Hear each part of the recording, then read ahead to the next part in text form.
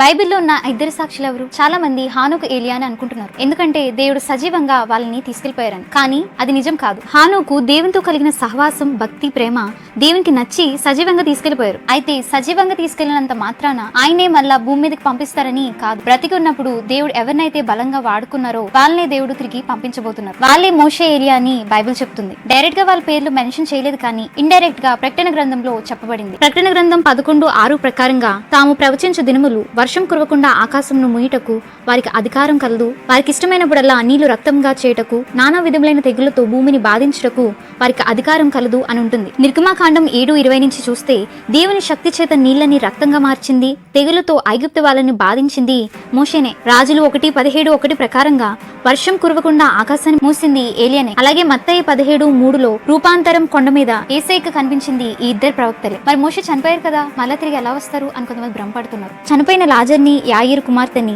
విధవరాల కొడుకుని మరణం నుంచి లేపింది ఎవరో మర్చిపోయారా? ద్వితీయోపదేశకాండం 34:7లో మోషే చనిపోయినప్పుడు దృష్టి మాంద్యం లేదు, అతని సత్తువ తగ్గలేదు అని ఉంది. అంటే దేవుడు తన పని నిమిత్తమై మోషేని తీసుకున్నారు. మరి మోషే, ఏలియా ఎప్పుడొస్తారు అని అంటే దీనికి ఒక సూచన ఉంది. ప్రకటన గ్రంథం 11:1 ప్రకారంగా 3వ మందిరం కట్టబడి బలుల ఆరంభించడం మొదలైనప్పుడు ప్రపంచ నాయకుడైన యాంటీ క్రైస్ట్ 7 సంవత్సరాలు శాంతి ఒప్పందం చేసుకున్నప్పుడు వస్తారని చెప్పొచ్చు.